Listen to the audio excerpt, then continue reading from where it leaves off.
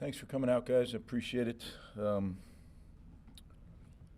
Saturday's a last home game, senior day, and I think that's special. It's also future student day, which I hope we get a lot of future Rutgers students that come out to the game. But I think the big thing, it's an opportunity to win a Big Ten football game against a very good team. The senior class that will be honored, we're going to do it a little differently this year. We're going to honor them at the Scarlet Walk, which I think is going to be a really good, cool thing for them and their families. This group is a special group, right? If you think back to when they decided to come to Rutgers, you know, they had a huge leap of faith. Arguably, you know, let's call it what it was. We were probably the worst Power 5 football program in America at the time. And guys like Tyreen Powell, who decommitted from Virginia Tech to come to Rutgers, and now look at what he's done for our program. You know, you can go down the list. Just a group of guys that, you know, forever will be the COVID crew, right? I mean, they came, and some of these kids came to Rutgers sight unseen. So just a group that we owe a ton to. And I hope that that our fans are going to be able to come and honor them the way they should be, because this group has done a lot for Rutgers University and for the state of New Jersey. Now, that's the sentimental stuff, but the reality is we have a really good Illinois team that is coming to town. You know, 2 of their 3 losses were to top 5 teams. So here we go. I could talk a lot about them offensively. You know, their quarterback, Altmaier, he's had an incredible year, incredibly accurate, runs their offense to a T. Very impressed with him. Again, you know, it seems like we've hit receiver core after receiver core. With Brian and Franklin, those 2 guys are about, you know, I said last week we played an NFL receiver room. Well, we're playing another NFL receiver room.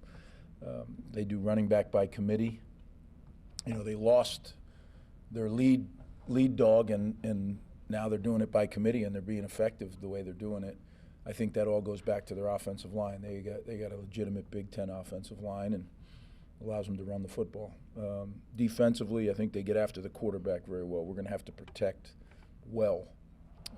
17, forget his name. I'll probably mispronounce, but Akis, he has like 8 sacks, 10 TFLs, 3 forced fumbles. You're talking about a guy that very productive. Their secondary takes the ball away. Linebackers don't misfit their gaps. You can see that it's a really, really well-coached football team. Coach Bielema has done a great job not only recruiting people to the University of Illinois, but then developing. They've done a really good job. My hat's off to him. He's an excellent coach, and he's put together a really good staff. You can see their fingerprints all over this team. So got our hands full. Great opportunity for our program, and 12 o'clock Saturday we get to see where the chips fall. Questions? You mentioned the other night about how every day in practice you've seen Athan get better and better. I guess, where do you feel like he's taken the biggest strides that have allowed him recently to play at such a high level the way he has been? Well, I think it's a combination of him making strides, our receiving core making strides, our offensive line making strides. I think he's really learned how to protect the football. And, you know, he still has momentary lapses, but I think he understands the significance. I think everybody from a mental standpoint can understand it if you're alive. But to actually do it under pressure, right? We call it the 80 feet. To do it under the 80 feet is hard. And I think he's getting better at that. And he's gaining confidence in his receivers because they're getting better, right? So I think it all goes together. Rutgers hasn't won 3 Big Ten games in a row, but you guys have the opportunity to do that Saturday. What would that mean for this program? Yeah, I'm sure. I mean, those are all good stats. The other one is we haven't beaten a ranked team, all that stuff I've heard, you know, already. None of that matters to me. What matters to me is what we're doing right now, game planning for Illinois, then tomorrow practicing for Illinois, Wednesday, Thursday, Friday. Like, that's all I think about. Those things are neat stuff, I guess, and it's a valid question. But to me, it's only that if that were to be the case, that meant we were 1-0 at the end of the Illinois season, and that's what would make me really, really happy. Again, we just have to keep it. That's the way we do well here. We operate in the moment, right? If we let the future steal or the past steal from the moment, the present, that's where we get in trouble. I don't know if anybody can handle that, but we certainly can't. We're a developing program. We're on the rise. But that can go like that if you let yourself get off the chop. And that's why it's so important to us that we stay on it. Looking back at the film, how do you think the offensive line did, having to move things around with Tyler coming out, and what kind of challenge does that Illinois defensive front present to them? Seemed like they get a lot of sacks. Yeah, two answers. I thought they did well. I thought Taj over the tackle, Dante in at guard. I thought they performed well. What challenges do they present? A lot. Yeah, different challenges than Maryland did. Maryland was a challenge for sure. Illinois presents some different challenges. And again, as I said, Maryland did a lot of stuff. Illinois doesn't do quite as much, although they do have an extensive third down package. But they're really sound, and they do what they're supposed to do. They do what they're coached to do.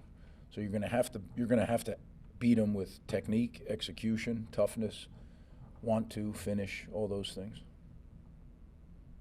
When Athan became available in the portal, what stood out when you talked with him, those first impressions and meetings, and did you see the development of someone who can not only lead the offense but also maybe help lead the locker room?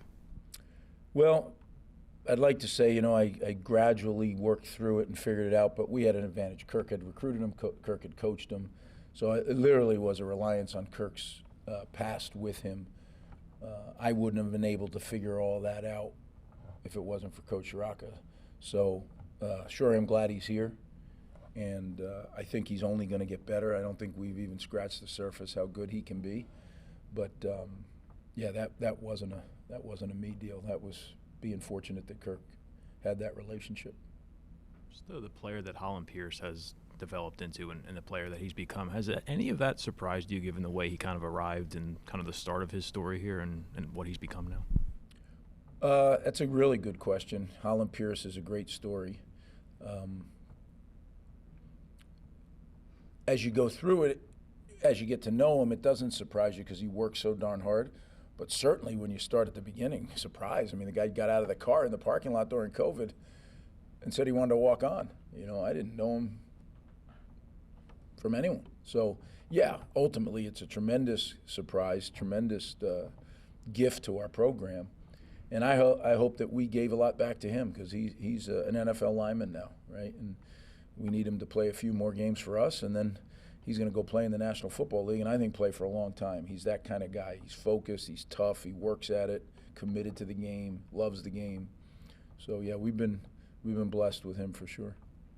Something that you've mentioned, something a lot of the players have mentioned since the turnaround the last few weeks has been playing for each other. In the bye week that kind of turned around. Was there a particular moment where you got a sense of that all kind of clicking together to turn things back around? No, I think by the nature of our program, right, family, forget about me, I love you. We think the definition of love is sacrifice, right?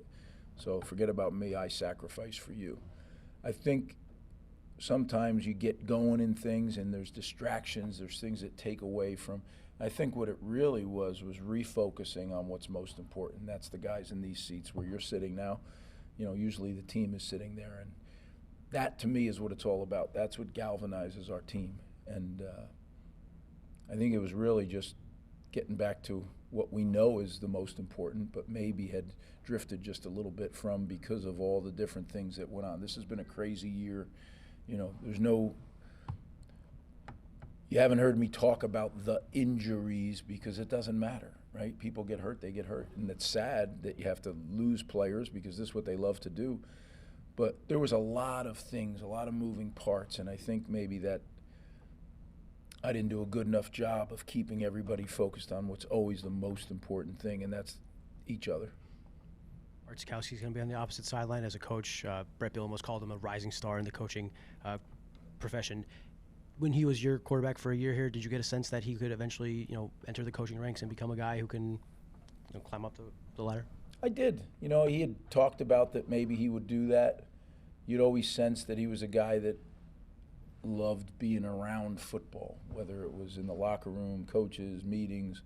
So I'm happy for Art. He's a bright guy.